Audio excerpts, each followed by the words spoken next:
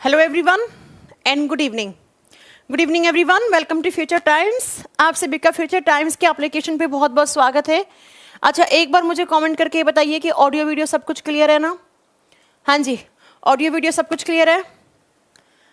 Good evening everyone, good evening, जय माता दी। चलो बताओ, ऑडियो वीडियो सब कुछ क्लियर है, कोई प्रॉब्लम तो नहीं है ना? ओके, चलो फिर आज की क्लास स्टार्ट करते हैं। और हम पढ़ रहे थे एंडोक्राइन सिस्टम, अंतःस्रावी तंत्र, जिसके अंदर हमें कितनी ग्लैंड्स पढ़नी थी? 9 ग्लैंड्स, टोटल 9 अंतःस्रावी ग्रंथियों के बारे में हमें पढ़ना था। हम कितने पढ़ चुके थे वो आपको पता है, आप जाने, आपका काम जाने, क्योंकि मैं पढ़ा चुकी हूँ, मुझे याद नहीं रहता है। लेकिन मुझे ये याद है कि हम पढ़ रहे थे एड्रीनल ग्लैंड। एड्रीनल ग्लैंड कहाँ होती है? फटाक से मुझे सभी लोग कमेंट करके बताएंगे कि जो एड्रीनल ग्लैंड है, या जिसको हम अधिवृक्क ग्रंथि कहते हैं, ये कहाँ पर प्रेजेंट होती है? अधिवृक्क ग्रंथि या एड्रीनल ग्लैंड, जिसको हमने कल पढ़ा था, जिसको हम इमरजेंसी ग्लैंड भी कहते हैं। और ये कहाँ होती है? तो ये हमारे दोनों किडनी के ऊपर, on the upper side of kidney, kidneys के ऊपर होती हैं, 2 होती हैं। और मैंने बताया था कि एड्रीनल ग्लैंड के 2 हिस्से होते हैं। अंदर वाला हिस्सा होता है, उसको मेडुला कहा जाता है, उसे पिंड भाग कहा जाता है। और जो आउटर वाला हिस्सा होता है, उसको हम कॉर्टेक्स भाग कहते हैं, जिसको हिंदी में हम वल्कुट भाग कहते हैं। अब कल की क्लास में हमने पढ़ लिया था कि मेडुला से निकलते हैं 2 टाइप के हार्मोन्स। कौन कौन से? नंबर 1 पे था एड्रीनिलीन और नंबर 2 पे था नोर एड्रीनिलीन। और इसके ही 2 नाम और क्या होते हैं? एपिनेफ्रिन, नोर एपिनेफ्रिन। और इन दोनों हार्मोन्स को एक साथ मिलाकर बोलते हैं इमरजेंसी हार्मोन्स, आपातकालीन हार्मोन। क्यों? क्योंकि ये इमरजेंसी कंडीशन में ही रिलीज होते हैं, अदरवाइज ये हमारे बॉडी में रिलीज नहीं होते हैं। ये बात मैंने आपको पढ़ा चुकी थी। अब आज पढ़ना है कि कॉर्टेक्स से कौन कौन से हार्मोन रिलीज होते हैं। तो इस ग्लैंड को कंप्लीट करके फिर हम नेक्स्ट पढ़ेंगे ब्रेन में जो पीनियल ग्लैंड होती है उसके बारे में। चलो लिखो फिर कि एड्रिनल ग्लैंड के आउटर वाले हिस्से को वल्कुट हिस्सा या कॉर्टेक्स भाग कहा जाता है। और इस कॉर्टेक्स से 3 मेन हार्मोन्स निकलते हैं। अच्छा बच्चों, आप लोगों को एक बात बता देती हूं, इन हार्मोन्स को एक साथ मिलाकर कॉर्टिसोल हार्मोन्स भी कहा जाता है। तो अगर कभी एग्जाम में क्वेश्चन आ गया ना कि कॉर्टिसोल हार्मोन कौन सी ग्लैंड रिलीज करती है, तो आप क्या बताओगे? एड्रीनल ग्लैंड करती है। ये जो हार्मोन के नाम लिखेंगे ना, इनको एक साथ मिलाकर कॉर्टिसोल हार्मोन्स कहते हैं। हम क्या कहते हैं? Cortisol hormone. तो कभी एग्जाम में ऐसे करके क्वेश्चन आ गया ना, विच gland can be release cortisol hormones, कौन सी ग्रंथि कॉर्टिसोल हार्मोन का श्रावण करती है, तो आपका आंसर वहां पे एड्रीनल ही होगा। नहीं तो सोचोगे मैम ने पढ़ाया नहीं ऐसा। ठीक है, अब कॉर्टेक्स से निकलने वाले 3 हार्मोन्स मेन है। नाम बहुत बड़े बड़े हैं लेकिन याद करने पड़ेंगे। पहला है जिसका नाम होता है ग्लूकोकॉर्टिकोइड्स, 1 नंबर पे आता है ग्लूकोकॉर्टिकोइड्स। सेम नाम हिंदी में है ग्लूकोकॉर्टिकोइड्स। देखो, कॉर्टिकोइड्स के आगे लगा दो ग्लूको, तो आप थोड़ा सा याद करना आपके लिए आसान हो जाएगा। ग्लूकोकॉर्टिकोइड्स, ग्लूको का मतलब ग्लूकोज। ये भी ग्लूकोज, ग्लूकोज क्या होती है? शुगर होती है, शर्करा होती है। तो ये भी हमारे बॉडी में शुगर रेगुलेशन का काम करता है। दूसरा जो आता है उसका नाम होता है मिनरेलोकॉर्टिकोइड्स, मिनरेलोकॉर्टिकोइड्स। बस कॉर्टिकोइड्स के आगे मिनरेलो, मिनरल्स होते हैं ना, जैसे calcium, magnesium, sodium, chlorine etcetera etcetera, ये क्या होते हैं? मिनरल्स होते हैं, खनिज तत्व होते हैं। तो इसको बोलेंगे हिंदी में मिनरेलोकॉर्टिकोइड्स, कॉर्टिकोइड्स। ओके, क्लियर है? कॉर्टिकोइड्स। और 3 नंबर पे आता है, उनको कहते हैं एंड्रोजन हार्मोन्स। कौन से बच्चा? Androgen hormones. तो ये 3 टाइप के हार्मोन्स कहां से निकलते हैं? आप कहोगे बच्चा ये निकलते हैं एड्रीनल ग्लैंड के आउटर वाले हिस्से से, जिसको हम कॉर्टेक्स कहते हैं। एक बार फिर से नाम मैं बोलती हूं आपको, ग्लूकोकॉर्टिकोइड्स, मिनरेलोकॉर्टिकोइड्स एंड एंड्रोजन हार्मोन्स, राइट। अब बात करेंगे हम एंड्रोजन, ओ आएगा एंड्रोजन, एंड्रोजन हार्मोन्स। ठीक है, ग्लूकोकॉर्टिकोइड्स नाम से क्लियर है, ग्लूकोज का बैलेंस करना। ग्लूकोकोर्टिकोइड्स, देखो बच्चों कैसे, ग्लूको का मतलब ग्लूकोज होता है, ग्लूकोज क्या होती है, एक शुगर होती है, तो इसका काम होता है शुगर रेगुलेशन, शुगर को रेगुलेट करने का काम करता है। और शुगर का मतलब होता है शर्करा, शर्करा को बैलेंस करना, शर्करा पर संतुलन बना के रखना। हमारी बॉडी में शुगर रेगुलेशन का काम दो हार्मोन करते हैं, एक हम पढ़ चुके हैं इंसुलिन। लेकिन बच्चा इंसुलिन कहां पर, मैंने बहुत चिल्ला चिल्ला के पढ़ाया था, इंसुलिन ब्लड में शुगर लेवल को मेंटेन करता है। इंसुलिन खून में जो शुगर होती है उसको मेंटेन करने का काम करता है। लेकिन उसके अलावा हमारे बॉडी में जहां पर भी ग्लूकोज होता है उसको बैलेंस करने का काम, उसको रेगुलेट करने का काम, जो शर्कराएं होती हैं, जो शुगर्स होती हैं, उनको बैलेंस करने का काम होता है ग्लूकोकोर्टिकोइड्स का। दूसरा, इसी हार्मोन का काम होता है स्ट्रेस रेगुलेशन। जब भी हमारी सेल्स के पास किसी भी टाइप की कोई भी स्ट्रेस कंडीशन लग जाती है, तनाव रेगुलेशन का काम करता है, तनाव पर नियंत्रण या तनाव पर संतुलन बना के रखने का काम करता है ना। जब भी हमारी सेल्स के पास किसी भी टाइप का कोई भी स्ट्रेस कंडीशन लग जाती है तो उस समय उस स्ट्रेस को मेंटेन करने का काम, जैसे हमारे बॉडी में भी बहुत बार स्ट्रेस की कंडीशन आ जाती है, तो उस स्ट्रेस की कंडीशन को वापस नॉर्मल करने का काम किसका, ग्लूकोकोर्टिकोइड्स का। तो ग्लूकोकोर्टिकोइड्स ने क्या काम किया, शुगर रेगुलेशन, स्ट्रेस रेगुलेशन, शर्करा की मात्रा पर नियंत्रण करना, और दूसरा तनाव पर संतुलन बना के रखना। अब आते हैं मिनरलोकोर्टिकोइड्स, नाम से क्लियर है, मिनरल्स रेगुलेशन। और सबसे ज्यादा कौन सा मिनरल की जरूरत होती है, सॉल्ट की, सॉल्ट रेगुलेशन का काम करता है। सॉल्ट का मतलब होता है नमक, नमक की मात्रा पर नियंत्रण करना, नमक पर संतुलन करना, या नमक की मात्रा को बैलेंस करके रखना, मेंटेन करने का काम करता है। सिर्फ सॉल्ट नहीं, सॉल्ट में मिनरल्स, जितने भी सारे मिनरल्स होते हैं उनको बैलेंस करने का काम करता है, लेकिन मेनली ये सॉल्ट रेगुलेशन का काम करता है ना। अब बात करते हैं, एंड्रोजन हार्मोन का काम होता है सेक्सुअल कैरेक्टर डेवलप करवाना, सेक्सुअल कैरेक्टर्स बनाने का काम करता है। अब ये सेक्सुअल कैरेक्टर्स मेल में अलग होते हैं और फीमेल में अलग होते हैं। तो मेल बॉडी में मेल वाले, फीमेल बॉडी में फीमेल वाले। आप लिखेंगे बच्चे, सेक्सुअल कैरेक्टर का मतलब हो गया लैंगिक लक्षणों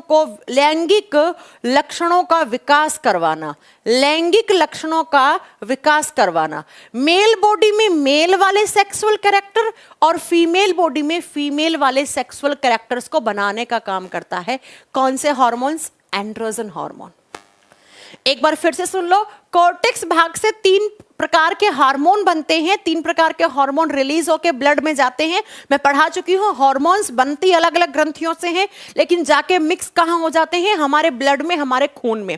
तो जैसे ही ग्लूकोकोर्टिकोइड्स आएगा वो शुगर रेगुलेशन का काम करेगा, दूसरा वो स्ट्रेस रेगुलेशन का काम करेगा, और मिनरलोकोर्टिकोइड्स मिनरल्स को रेगुलेट करेगा, और मिनरल्स में मेनली कौन सा, सॉल्ट रेगुलेशन। और एंड्रोजन हार्मोन का काम होता है सेक्सुअल कैरेक्टर्स बनाना, मेल में मेल वाले होते हैं, फीमेल में फीमेल वाले सेक्सुअल कैरेक्टर्स, जो आपको रिप्रोडक्टिव सिस्टम में पढ़ाया जाएगा। अब बहुत ध्यान से देखना, शुगर का 1 S, स्ट्रेस का 2 S, सॉल्ट का 3 S और सेक्सुअल कैरेक्टर का 4 S। तो बच्चा ये हिस्सा जो है वो 4 S को कंट्रोल कर रहा है, it controls on 4 S।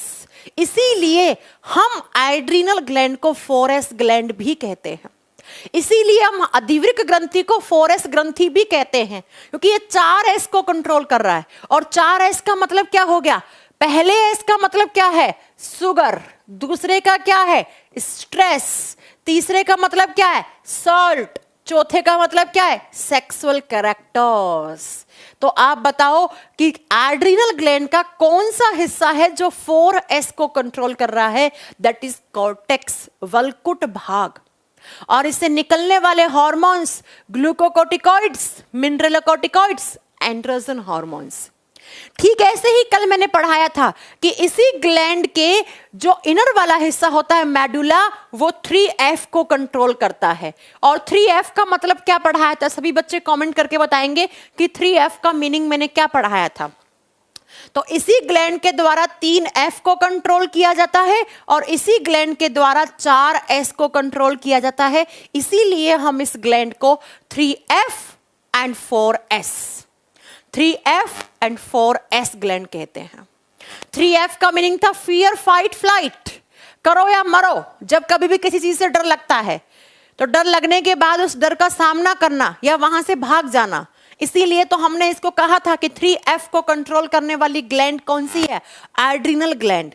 4S का मतलब क्या हो गया? Sugar, stress. ये कभी कभी 4S का मीनिंग पूछ लिया जाता है कि 4S का मीनिंग क्या है, तो आप क्या बताओगे? 4S का मीनिंग क्या है? Sugar, stress, salt, sexual character, इनको बैलेंस करने का काम करता है। हार्मोन्स आप जानते हैं हमारे बॉडी में बहुत सारी केमिकल रिएक्शंस को बैलेंस करने का काम करते हैं।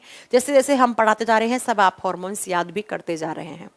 तो इसी तरीके से आपका एड्रिनल ग्लैंड यहाँ पर कंप्लीट होता है। इससे बनने वाले क्वेश्चंस क्या क्या हैं, कहाँ होती है, इसको क्या कहते हैं, इमरजेंसी ग्लैंड क्यों कहते हैं, इससे निकलने वाले हार्मोन्स कौन कौन से होते हैं, कॉर्टिसोल्स हार्मोन्स कौन कौन से होते हैं, एक्सेट्रा एक्सेट्रा, बहुत सारे क्वेश्चंस बनते हैं। अब इसके बाद नेक्स्ट ग्लैंड लिखोगे पीनियल बॉडी ग्लैंड। अगली लिखो पीनियल बॉडी ग्लैंड, हिंदी में लिखेंगे पीनियल काय ग्रंथि या पीनियल ग्लैंड भी लिखा हुआ है तो भी आप सही कर देना। पीनियल काय, काय का मतलब होता है बॉडी, स्किन, काया या काय ये होता है ना, स्किन या बॉडी से रिलेट करते हैं इनको। पीनियल बॉडी ग्लैंड, और ये ग्लैंड क्या करती है तो ध्यान से सुनना बच्चा। पहली बात तो ये कहाँ होती है? हमारे ब्रेन में होती है, हमारे मस्तिष्क में होती है। मैंने पढ़ाया था ब्रेन में 3 ग्लैंड होती हैं, पीनियल, पिट्यूटरी, हाइपोथैलेमस, पढ़ाया था ना, ये 3 होती हैं, है ना। तो पहली तो ये ब्रेन में होती है। और नेक्स्ट लिखो it is the smallest endocrine gland, it is the smallest endocrine gland. इन 9 में से सबसे छोटी ग्रंथि यही होती है। तो सबसे छोटी अंतःस्रावी ग्रंथि कौन सी होती है? पीनियल बॉडी ग्लैंड, सबसे छोटी अंतःस्रावी।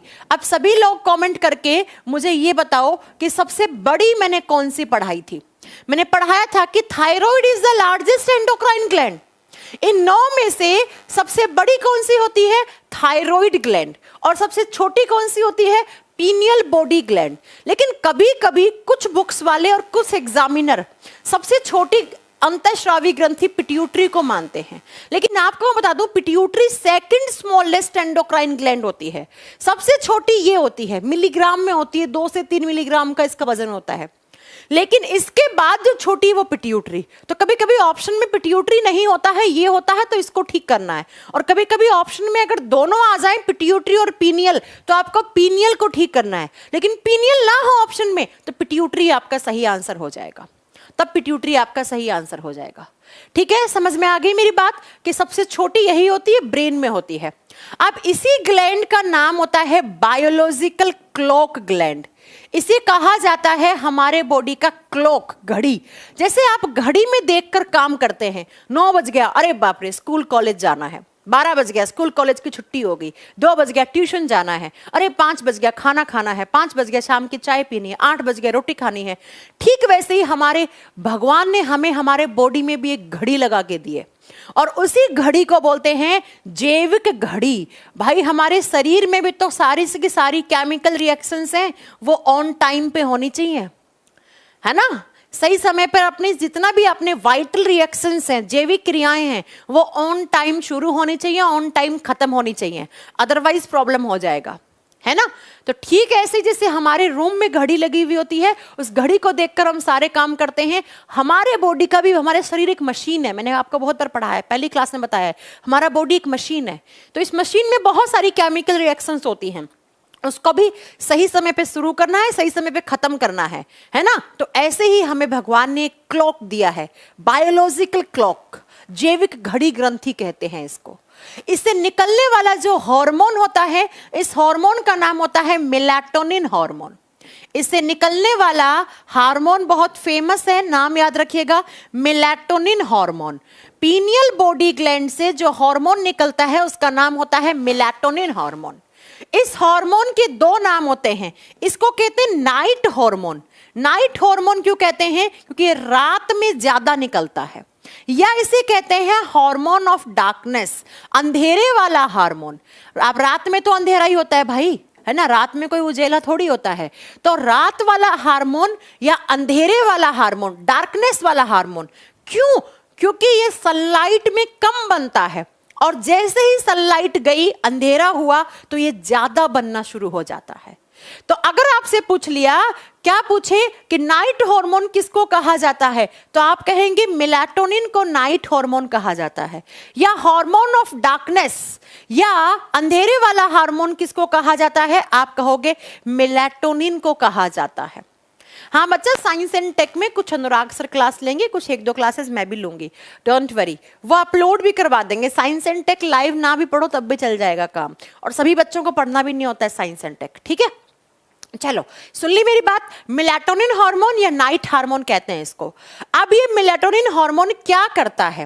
पहली बात तो ये हार्मोन निकलता है तो आपको नींद आती है, तो ये स्लीपिंग एंड वेकअप प्रोसेस को कंट्रोल करता है। इसी का काम होता है बच्चा नींद को लाना और नींद को भगाना। स्लीपिंग एंड वेकअप प्रोसेस को कंटिन्यू और बंद करवाने वाला हार्मोन। जैसे ही रात का समय होगा, यह हार्मोन बहुत ज्यादा निकलेगा, और इसी हार्मोन के निकलने से आपको नींद आएगी। और जैसे ही सुबह के समय सूर्य भगवान जी उगेंगे, तो उस समय यह हार्मोन निकलना धीरे धीरे धीरे कम हो जाता है, और जिसकी वजह से आपकी आंखें खुल जाती हैं। तो बच्चा, इसी हार्मोन को स्लीपिंग एंड वेकअप प्रोसेस वाला हार्मोन कहा जाता है। इसी हार्मोन की वजह से नींद आती है, नींद आती है और नींद खुलती है। नींद खुलने का मतलब नींद भाग जाती है, आपकी आंखें खुल जाती हैं। ये हार्मोन रात में ज्यादा निकलता है, इसीलिए आपको रात के समय ज्यादा नींद आती है। बच्चा याद रखिएगा, स्लीपिंग एंड वेकअप प्रोसेस को कंट्रोल करता है। दूसरा, यही हार्मोन हमारे बॉडी का बायोलॉजिकल क्लॉक को मेंटेन करता है। अब बायोलॉजिकल क्लॉक का मतलब क्या हो गया कि जैसे आपने खाना खाया उठते ही, उसके बाद उस खाने का डाइजेशन शुरू करना, उसका अब्जॉर्प्शन शुरू करना, फिर उसका असिमिलेशन कब होना है, कब बंद होना है, कब एक्सक्रीशन होना है, ये सारे क्लॉक जैसे समय को देखकर आप काम करते हैं, वैसे हमारे बॉडी में ये घड़ी या ये हार्मोन समय समय पर सारी की सारी वाइटल रिएक्शंस को करवाना और उनको बंद करवाने का काम करता है। इसलिए हम इसको बायोलॉजिकल क्लॉक, इसको जैविक घड़ी कहते हैं। हमारे बॉडी की वाइटल रिएक्शंस को शुरू करवाता है और खत्म करवाता है। जैसे आप घड़ी में देखकर अपने काम करते हैं, पढ़ाई करते हैं, आज दो घंटे मैथ्स पढ़ूंगा, 3 घंटे इंग्लिश पढ़ूंगा, 2 घंटे साइंस पढ़ूंगा, ठीक वैसे ही हमारे बॉडी में एक घड़ी है, भगवान ने हमें घड़ी दिया है जिसको पीनियल बॉडी ग्लैंड के नाम से जानते हैं। और इसी घड़ी के हिसाब से ही हमारे बॉडी के अंदर सारे काम शुरू होते हैं और काम खत्म होते हैं। तो इसी हार्मोन की वजह से आपको नींद आती है और आप नींद से जाग जाते हो। और अगर ये हार्मोन, इसकी डेफिशिएंसी हो जाए, इसकी कमी हो जाए, ये हार्मोन बनना बंद हो जाए, तो आपको एक बीमारी हो जाती है जिसको आप इंग्लिश में बोलते हैं इंसोम्निया, अनिद्रा। आपको नींद ही नहीं आएगी, आप कितना ही कोशिश कर लो आपको नींद नहीं आएगी। इसको इंसोम्निया कहा जाता है, शायद आपने इंग्लिश वोकैबुलरी में पढ़ा होगा, ठीक है। तो अगर ये हार्मोन की कमी हो जाए बहुत ज्यादा, तो आपको 10-10, 12-12 दिन तक नींद नहीं आएगी। और आपको बता दूं, नींद का आना बहुत जरूरी होता है, क्योंकि जब आप रात को सो रहे होते हो तो आपके बॉडी में बहुत सारे काम हो रहे होते हैं। सुनो, इस हार्मोन का दूसरा काम क्या होता है? इस हार्मोन का दूसरा काम होता है, it maintains the amount of melanin pigment. Melanin pigment को संतुलित, मेलानिन पिगमेंट हमारे बॉडी के अंदर एक पिगमेंट होता है, पहले ये सुन लो, कौन सा पिगमेंट होता है? मेलानिन। मेलानिन। और ये मेलानिन पिगमेंट कहाँ होता है? ये हमारी स्किन में होता है।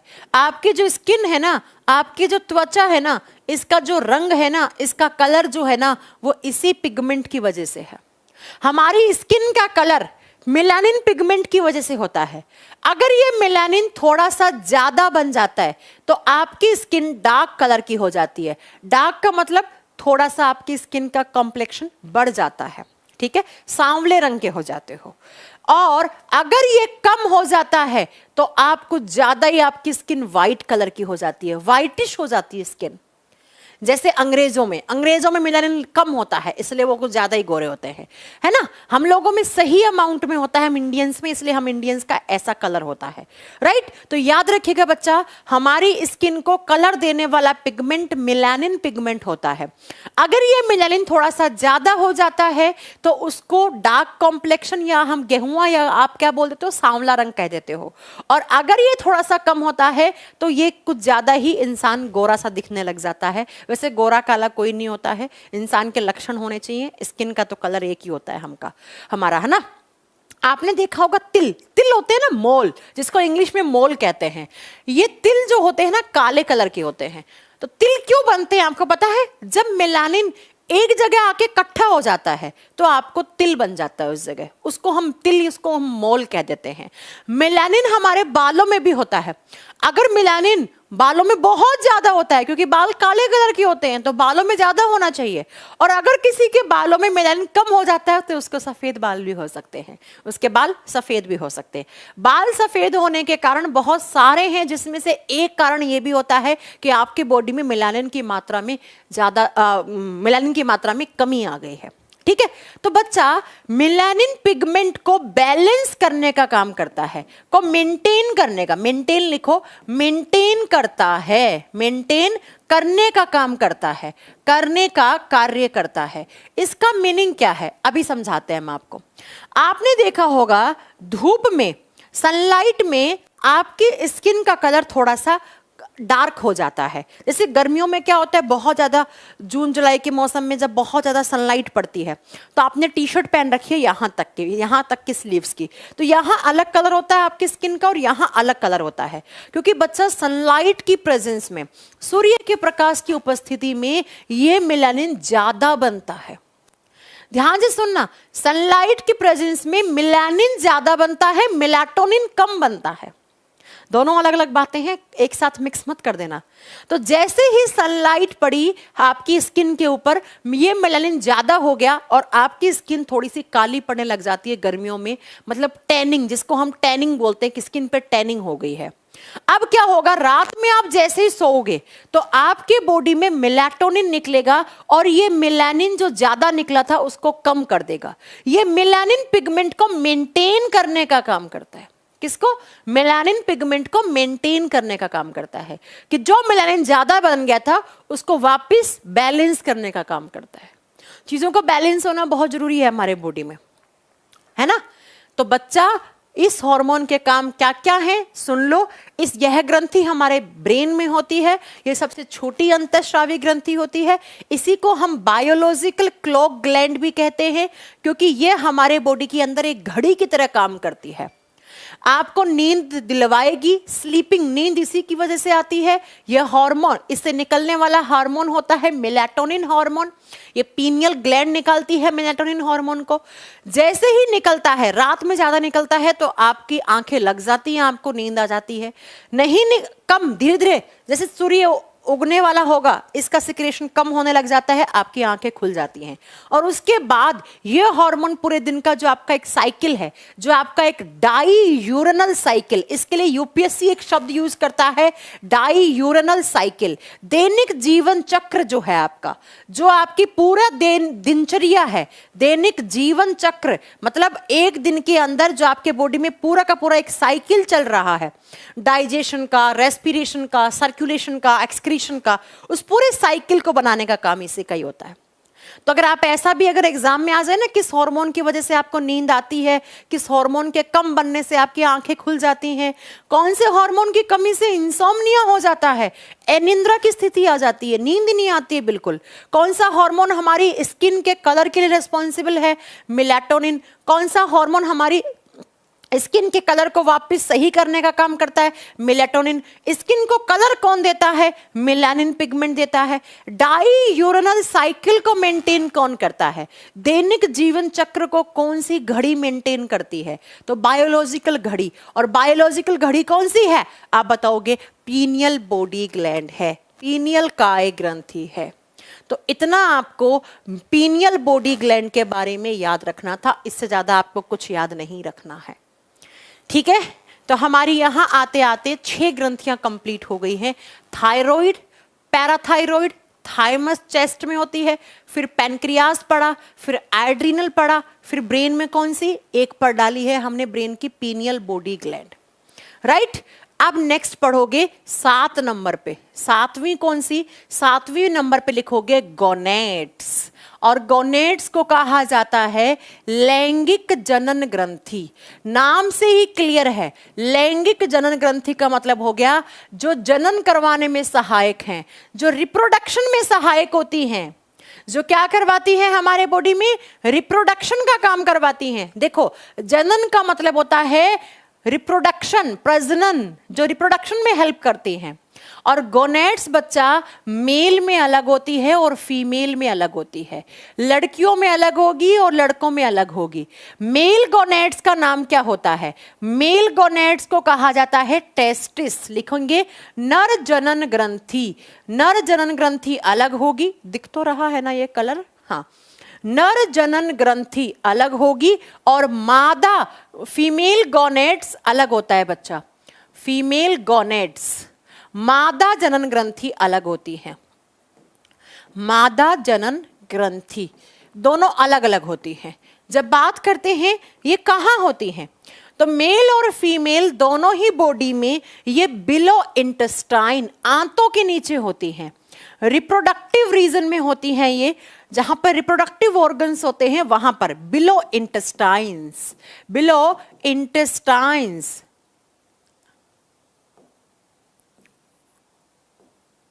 बिलो इंटेस्टाइन, आंतों के नीचे, जहां पर आपकी बड़ी आंत या दोनों आंतें खत्म होती हैं वहां पर रिप्रोडक्टिव ऑर्गन्स के साथ आंतों के नीचे हिस्से में पाई जाती है, ठीक है। गोनेड्स कौन सी होती हैं, रिप्रोडक्टिव ऑर्गन्स होते हैं, रिप्रोडक्टिव ग्लैंड्स होती हैं। मेल गोनेड्स अलग होगी, फीमेल गोनेड्स अलग होगी। मेल गोनेड्स को नाम दिया गया है टेस्टिस, क्या नाम दिया गया है बच्चा, टेस्टिस होती है, वृषण हिंदी में कहते हैं। और मेल बॉडी में कितने होते हैं, 1 पेयर, एक जोड़ी, क्या बताएंगे आप, गोनेड्स होती हैं जिनको टेस्टिस कहते हैं। और फीमेल बॉडी की जो गोनेड्स होती हैं उनको ओवरीज का नाम दिया गया है, ओवरीज का मतलब होता है अंडाशय। लड़कियों में जैसे एक जोड़ी ओवरीज होती है, एक पेयर ओवरीज होती है, मतलब 2 ओवरी होती हैं, ठीक वैसे ही लड़कों में एक जोड़ी टेस्टिस होते हैं, एक जोड़ी वृषण होते हैं। तो अगर आपसे पूछ लिया मेल गोनेड का नाम क्या है, आप क्या बताओगे, टेस्टिस, वृषण है। अगर आपसे पूछ लिया फीमेल गोनेड्स का नाम क्या है, ओवरीज, अंडाशय कहा जाता है। दोनों में ही एक जोड़ी एक जोड़ी। ये वापस आएंगे जब मैं आपको रिप्रोडक्टिव सिस्टम पढ़ाऊंगी, आपको जनन तंत्र पढ़ाऊंगी, वहां पर ये टेस्टिस और ओवरीज वापस आएंगे, क्योंकि ये रिप्रोडक्टिव सिस्टम का भी हिस्सा होते हैं। और इनको यहां क्यों पढ़ रहे हैं, क्योंकि रिप्रोडक्टिव ग्लैंड्स है, ये ग्रंथियां हैं, ये हार्मोन्स बनाती हैं। जब बात करते हैं टेस्टिस की, तो टेस्टिस से जो हार्मोन निकलता है उस हार्मोन का नाम होता है मेल हार्मोन, मेल हार्मोन, जिसकी वजह से लड़कों में मेलनेस आती है, नर हार्मोन कहा जाता है। और नर हार्मोन का नाम होता है टेस्टोस्टेरोन, टेस्टोस्टेरोन। तो अगर आपसे कोई पूछ ले कि मेल हार्मोन का नाम क्या है, तो आप क्या बताओगे, टेस्टोस्टेरोन नाम है इस हार्मोन का। ये हार्मोन कौन बनाता है, मेल ग्लैंड। मेल ग्लैंड मतलब कहां से बनता है ये हार्मोन, ये हार्मोन टेस्टिस से बनता है। और ये हार्मोन सबसे पहले लड़कों में कब बनना शुरू होता है, at the time of puberty as. जब भी किसी लड़के की प्यूबर्टी एज शुरू होती है, किशोरा अवस्था शुरू होती है, प्यूबर्टी एज, और लड़कों की प्यूबर्टी एज कब से कब, 14 से 16 साल की मानी जाती है। जैसे ही कोई छोटा बच्चा 14 साल का होने लग जाता है लड़का, तो उसकी प्यूबर्टी एज शुरू हो जाती है, उसकी किशोरा अवस्था शुरू हो जाती है, तो उस लड़के में टेस्टोस्टेरोन नामक हार्मोन बनकर रिलीज होना शुरू हो जाता है। अब बनाता कौन है, उसके अंदर उसके टेस्टिस बनाते हैं, जो एक जोड़ी टेस्टिस हैं वो टेस्टोस्टेरोन बनाना शुरू करते हैं। अब ये टेस्टोस्टेरोन के काम क्या हैं बच्चा, टेस्टोस्टेरोन पहला काम क्या करता है, स्पर्म फॉर्मेशन का काम करवाता है। स्पर्म्स क्या होते हैं? शुक्राणु कोशिकाएं होती हैं। लड़कों के अंदर जिस तरीके से शुक्राणु कोशिकाएं होती हैं, लड़कियों में क्या होती हैं बच्चा? अंडाणु कोशिका होती हैं। तो शुक्राणु कोशिका का निर्माण करना, स्पर्म फॉर्मेशन का निर्माण करना, शुक्राणु कोशिकाओं का बनाने का काम किसका होता है? ये आपका टेस्टोस्टेरोन शुक्राणु कोशिकाओं का निर्माण करने में सहायक होते हैं, करने में सहायक हैं। स्पर्म फॉर्मेशन का काम करवाते हैं, शुक्राणुओं का जन्म करवाने में सहायक होते हैं। दूसरा बच्चा, प्यूबर्टी एज के समय जो जो प्यूबिक चेंजेस आते हैं, जो प्यूबिक चेंजेस आते हैं, जब किसी लड़के की प्यूबर्टी एज शुरू होती है तो उसमें कुछ किशोरावस्था के बदलाव आते हैं। वो बदलाव इसी हार्मोन की वजह से होते हैं। जैसे क्या क्या बदलाव होते हैं? एक तो उस लड़के की आवाज भारी हो जाती है, आवाज में डीपनेस हो जाती है, आवाज भारी होना। दूसरा, उस बच्चे के फेस पर फेशियल हेयर्स की ग्रोथ हो जाती है, दाढ़ी मूंछ का आना। उस बच्चे के अंदर क्या हो जाती है? दाढ़ी मूंछ आने लग जाती है। दाढ़ी मूंछ का आना इसी हार्मोन की वजह से है। अगर किसी लड़के के अंदर यह हार्मोन नहीं निकल रहा है तो उसमें दाढ़ी मूंछ बिल्कुल नहीं आएंगी और उसकी आवाज लड़कियों जैसी पतली रह जाएगी, भारी नहीं होगी।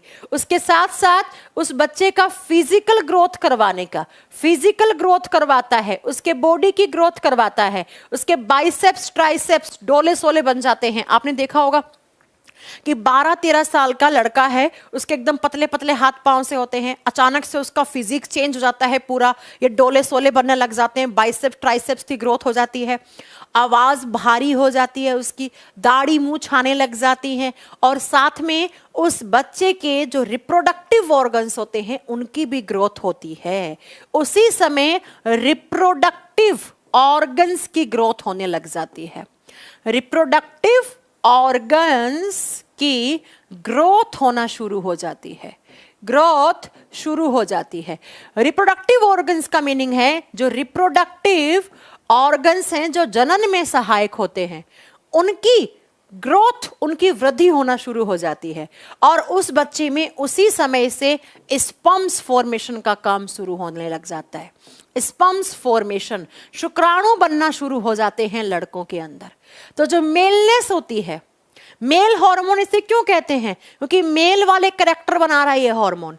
जैसे मेल के कैरेक्टर क्या क्या है लड़कों के? आवाज लड़कों की भारी होती है, दाढ़ी मूंछ आती है लड़कों को, उनका फिजिकल बॉडी का ग्रोथ हो जाता है, बाइसेप्स ट्राइसेप्स बन जाते हैं, उनके रिप्रोडक्टिव ऑर्गन्स की ग्रोथ हो जाती है और लड़कों में शुक्राणु कोशिकाओं का जनन होने लग जाता है। कब? जब किसी लड़के के अंदर प्यूबर्टी एज आती है तो उसमें जो चेंजेस आते हैं, जो प्यूबिक चेंजेस आते हैं, वो किस हार्मोन की वजह से आते हैं? वो टेस्टोस्टेरोन हार्मोन की वजह से आते हैं। अब अगर किसी लड़के में यह हार्मोन नहीं बना तो आप खुद समझ जाओ उस लड़के का क्या हाल होने वाला है ना? समझ गए हैं आप?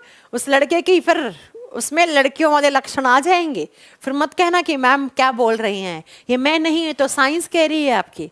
अगर ये हार्मोन नहीं बनेगा तो ये सारी चीजें नहीं बनने वाली हैं, है ना? समझ गए मेरी बात? तो आपसे एग्जाम में पूछेगा मेल गोनेट्स का नाम क्या है? टेस्टिस। कितनी? 1 पेयर। कौन सा हार्मोन? टेस्टोस्टेरोन। मेल हार्मोन कौन सा? टेस्टोस्टेरोन। लड़कों में प्यूबिक चेंजेस, किशोरा अवस्था में बदलाव आते हैं, वो लाने वाला हार्मोन टेस्टोस्टेरोन। दाढ़ी मूंछ का आना, शुक्राणुओं का जनन करवाने वाला हार्मोन। साथ में आवाज भारी होना, फिजिकल ग्रोथ होना बॉडी की। देखो अगर आपके घर में 7-8 साल की लड़का और लड़की दोनों हैं, आप देखना उनका ऑलमोस्ट बात करने का तरीका और उनकी आवाज एक जैसी होती है, लेकिन जैसे ही 12-13 साल की लड़की हो जाती है, लड़का हो जाता है, उन दोनों का फिजिकल बॉडी का ग्रोथ अलग अलग होना शुरू हो जाता है। लड़के का एक अलग फिजिकल फिनोमिना है, लड़की का एक अलग फिजिकल फिनोमिना है, दोनों का अलग अलग है ना बॉडी।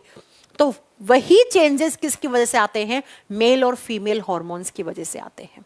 जैसे लड़कों में एक जोड़ी टेस्टिस, उससे मेल हार्मोन बना।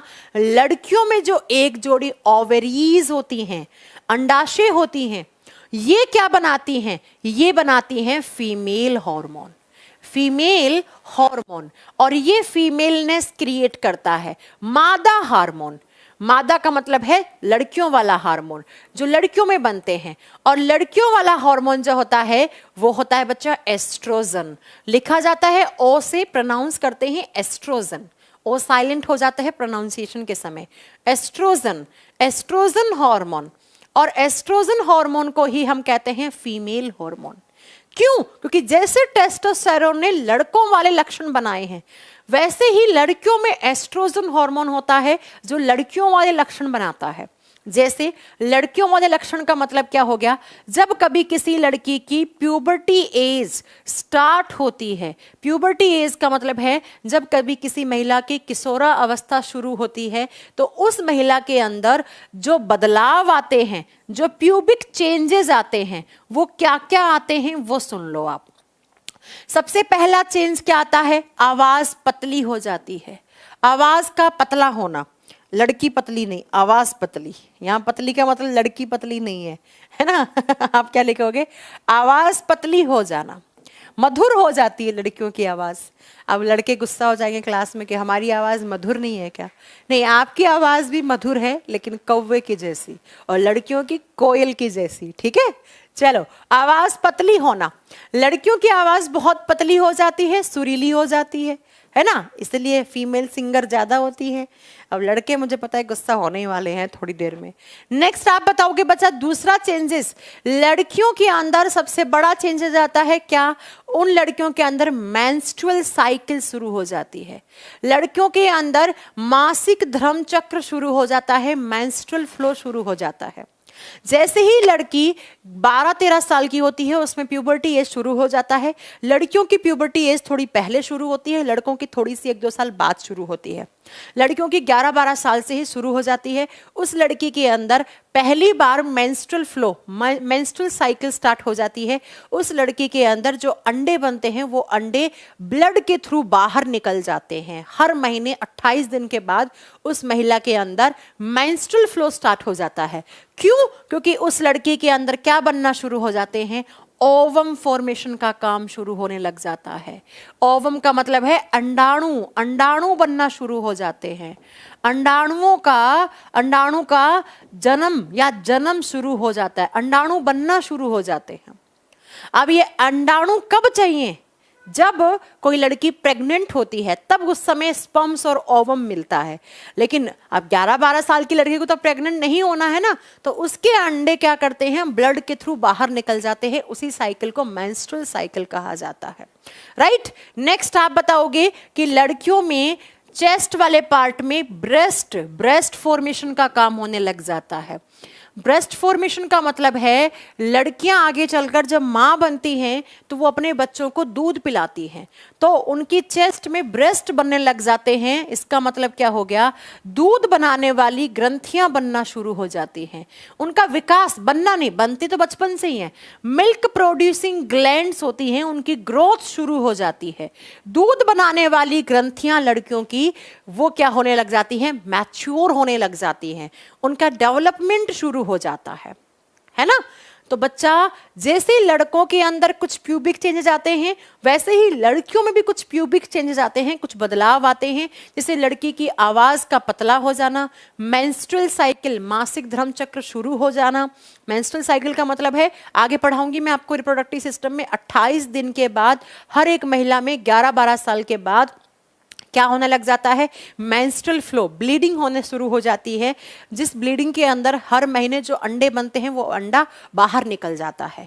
राइट। और ओवम फॉर्मेशन का मतलब है उस महिला के अंदर एग फॉर्मेशन का काम शुरू हो गया, अंडाणु बनना शुरू हो गए हैं, और साथ में उस महिला के अंदर दूध बनाने वाली ग्रंथियों का विकास होना शुरू हो जाता है, जिनको हम ब्रेस्ट कहते हैं, और जो कहाँ? चेस्ट में होते हैं, छाती में होते हैं। राइट। क्योंकि वो बच्ची आगे चलकर जब मां बनेगी तो उसे अपने बच्चे का लालन पोषण करना है, उसे अपने बच्चे को दूध पिलाना है। तो दूध बनाने वाली ग्रंथियां बचपन से ही होती हैं, लेकिन उनका डेवलपमेंट, उनका विकास कब होता है? जब कभी भी वो लड़की क्या होती है? प्यूबर्टी एज में एंटर करती है, उस समय से। राइट। तो बच्चा, फीमेल हार्मोन किसको बोला हमने? एस्ट्रोजन को। लेकिन जैसे ही ये लड़की आगे चलकर मां बनती है, जब उस लड़की की ओवरी से एक हार्मोन और निकलना शुरू हो जाता है। और कौन सा हार्मोन? तब निकलता है progesterone hormone. Progesterone normal days में नहीं बनेगा। प्रोजेस्टेरॉन कब बनेगा? इसको बोलते हैं प्रेगनेंसी हार्मोन। पी से प्रोजेस्टेरॉन और पी से क्या कहते हैं? प्रेगनेंसी कहते हैं, गर्भाधारण वाला हार्मोन कहते हैं इसे गर्भाधारण हार्मोन कहा जाता है। जब कोई लड़की माँ बनने वाली होती है, मतलब वो अपने बच्चे को जन्म देने वाली होती है, जब लड़की प्रेग्नेंट होती है, उसी समय उसके ओवरी से प्रोजेस्टेरॉन हार्मोन रिलीज होता है। कौन सा हार्मोन? Progesterone hormone. तो नॉर्मल केस में कोई लड़की अगर प्रेग्नेंट नहीं है तब उसमें एस्ट्रोजन रिलीज होता है। एस्ट्रोजन को फीमेल हार्मोन कहते हैं, प्रोजेस्टेरॉन को फीमेल हार्मोन नहीं कहते हैं। Progesterone is known as pregnancy hormone, गर्भाधारण गर्भावस्था वाला हार्मोन। ये तभी रिलीज होगा जब कोई लड़की प्रेग्नेंट होगी, उस समय प्रोजेस्टेरॉन बनता है। अदरवाइज नॉर्मल डेज में किसी भी लड़की में एस्ट्रोजन ही रिलीज हो रहा है। तो ये होती है मेल और फीमेल गोनेड्स। एक बार फिर से सुन लो, गोनेड्स का मतलब होता है रिप्रोडक्टिव ग्लैंड्स, जो रिप्रोडक्शन में काम आती हैं, जो जनन में काम आती हैं। जैसे मेल गोनेड्स का नाम होता है टेस्टिस, एक जोड़ी टेस्टिस होते हैं जो टेस्टोस्टेरोन बनाते हैं, और यही टेस्टोस्टेरोन स्पर्म्स फॉर्मेशन का काम करवाते हैं, शुक्राणुओं का जन्म करवाने में सहायक होते हैं। और यही टेस्टोस्टेरोन प्यूबिक चेंजेस लाने का काम करते हैं, किसमें? लड़कों में। इसी को मेल हार्मोन कहते हैं। अगर ये किसी लड़के में नहीं बनेगा तो ये सारे काम नहीं होने वाले हैं, ठीक है। और लड़कियों में एक जोड़ी ओवरीज होते हैं, अंडाशय होते हैं। ओवरीज से एस्ट्रोजन एंड प्रोजेस्टेरॉन नामक हार्मोन रिलीज होते हैं। नॉर्मल केस में एस्ट्रोजन, लेकिन जैसे ही कोई लड़की प्रेग्नेंट हो जाती है तो उसमें प्रोजेस्टेरॉन हार्मोन रिलीज होना शुरू हो जाता है। प्रोजेस्टेरॉन का अपना एक अलग काम होता है। प्रोजेस्टेरॉन का काम होता है, एक तो दूध बनाने वाली ग्रंथियां हैं, इनको और ज्यादा मैच्योर करना ताकि ज्यादा दूध बने, ताकि वो माँ अपने बच्चे को ज्यादा दूध पिलाए। दूसरा, प्रोजेस्टेरॉन क्या करता है? महिलाओं के अंदर, महिलाओं का जो यूट्रस होता है, गर्भाशय होता है, उसकी दीवार को मोटा करने का काम करता है। क्योंकि ये आगे मैं पढ़ाऊंगी आपको, रिप्रोडक्टिव सिस्टम पढ़ाऊंगी ना, वहां पे ये सब वापस रिपीट होगा, क्योंकि रिप्रोडक्टिव सिस्टम का हिस्सा है ये। वहां पे ये सब कुछ वापस पढ़ोगे आप। फिलहाल के लिए आप इतना ही जान लो कि प्रोजेस्टेरॉन को प्रेगनेंसी हार्मोन कहते हैं।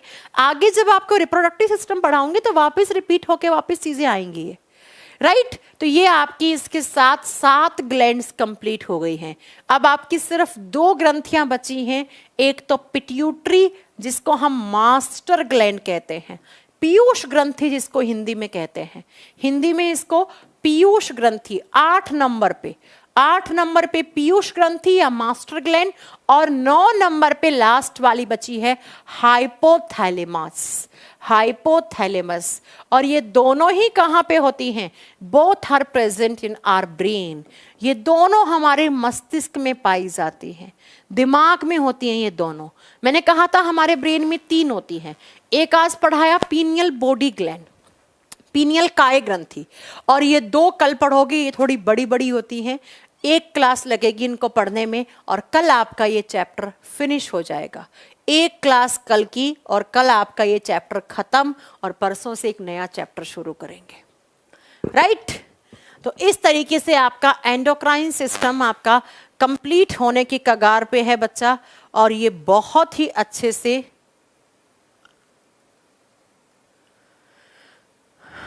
आपको मैंने चैप्टर पढ़ा दिया है। आप इसकी प्रैक्टिस कर सकते हैं बहुत बढ़िया तरीके से, अच्छे तरीके से। ओके, चलो फिर आज के लिए इतना बहुत है। मिलेंगे आपसे कल की क्लास में। Thank you very much.